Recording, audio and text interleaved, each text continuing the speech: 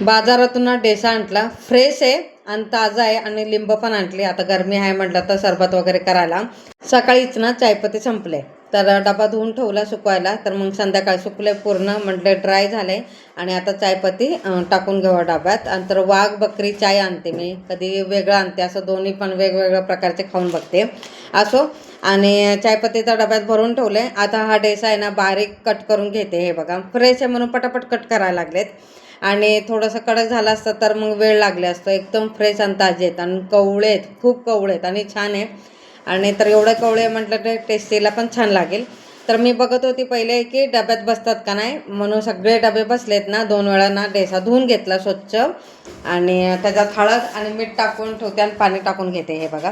आणि लागलंच ना डाळ पण लावून घेते आणि भात आहे ना टोपात लावून घेते. डब्यातली डाळ संपली माझी, तर डबा धुवून ठेवलाय सुकायला. तर मी सुकल्यानंतर टाकावं म्हटलेली, तर लागलंच. आता नवीन पॅकेट खोललं आणि ते घालून घेतलं डब्यात. त्याच्यानंतर बघा टमाटर कट करून टाकते आणि मिरच्या पण कट करून घेते. त्याच्यात आज बनवणार आहे डाळ तडका, तर वेगळ्या पद्धतीने बनवणार आहे.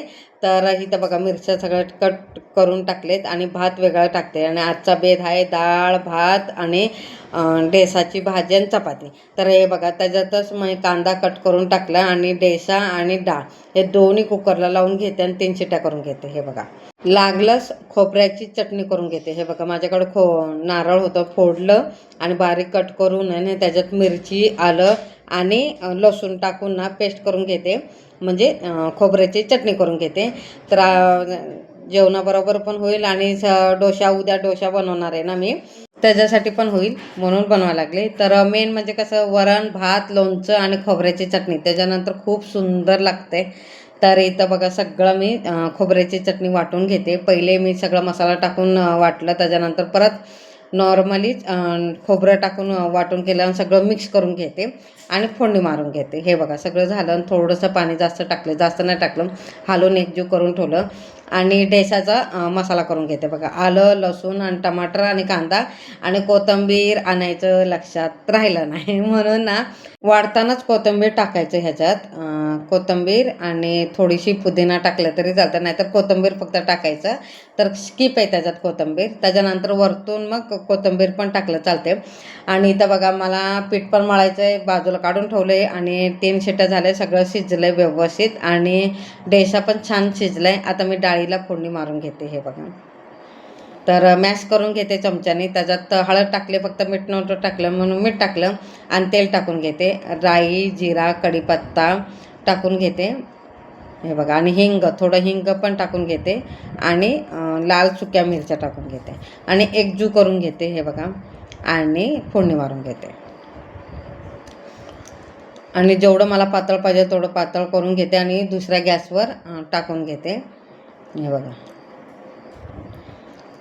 दुसऱ्या गॅसवर काढून घेते. आणि आता मी डेसाची भाजी बनवणार आहे. तेल असं भरपूर टाकलं, त्याच्यात जिरं टाकलं आणि हिंग टाकून घेते आणि जो मसाला वाटला ना त्याच्यात ते टाकून घेते आणि चांगलं भाजून घेते आणि सगळे मसाले टाकते. बघा लाल तिखट पावडर, गोडा मसाला आणि जिरं पावडर मसाला आणि काय धना पावडर आणि मी शिजवताना हळद टाकले म्हणून थोडं बेदाणे टाकते आणि धना पावडर सगळं मिक्स करून घेते. आणि वरतून लाल तिखट नाही टाकलं आणि लाल तिखट टाकते, कांदा लसूण आणि पाणी टाकून एकजीव करून घेते. हे बघा. आणि तेल सुटेपर्यंत भाजून घेते. हे बघा तेल सुटलं. आता डेसा आहे ना पाणी सकट टाकून घेते. हे बघा. आणि एकजीव करून घेते. जेवढं मला पातळ पाहिजे तेवढं मी पाणी टाकून ॲड करून घेते. बघा पाणी. आणि मीठ टाकले म्हणून शिजवताना मी मीठ टाकले, तर मग आता थोडंसंच मीठ टाकायचं चवीपुरता, नाहीतर मग जास्त टाकलं तर तिखट होते. आणि इथं बघा मी खोबऱ्याच्या चटणीला तडका मारून घेते. तर चवीपुरतं मीठ टाकलं आणि जिरं टाकलं आणि कढीपत्ता टाकला. आता फोडणी मारून घेते. तर हे फोडणी मारताना माझ्या लक्षात आलं की डाळीला फोडणी मारताना मी लसूणच टाकलं नाही, तर लसूण शिवाय टेस्ट नाही डाळ तडक्याला. परत तडका पॅन ठेवला आणि तेल टाकलं आणि जिरं टाकली आणि लसूण आणि हे आलं दोन्ही मिक्स करून घेते. आणि त्याच्यात ना थोडंसं ना हे भाजल्यानंतर लाल तिखट टाकते, काश्मीरी लाल तिखट एकजीव करून घेते आणि फोडणी तडका मारून घेते. हे बघा. झाला ना डाळ तडका. वेगळ्या पद्धतीने पण करू शकते, आपल्या मर्जीवर असते कसं डाळ तडका करायचा आहे. मी तसंच करते. कसं वाटले ही आयडिया मला नक्की कमेंटमध्ये सांगा. देशाची भाजी पण तयार झाली, उकळी आली छानपैकी. आता माझ्याकडे कोथिंबीर असली असते तर मस्त गार्निश केलं असतं, पण नाही आहे. आणि कार्तिकच्या पप्पाला भाकरी खायची आहेत, मला कार्तिकला आणि चपात्या खायच्या, तर मी तर चपात्या करून घेते. हे बघा, आणि पटापट चपात्या करून घेते. कार्तिकला तर अजिबात आवडत नाही ही भाकरी, तर भाकरी केली की त्या दिवशी तो खात नाही व्यवस्थित आणि तोंड वगैरे वाकडं करते. त्याच्यापेक्षा एक्स्ट्रा मेहनत लागलेली चालेल, पण व्यवस्थित चपाती करून देते मी, तसं करते.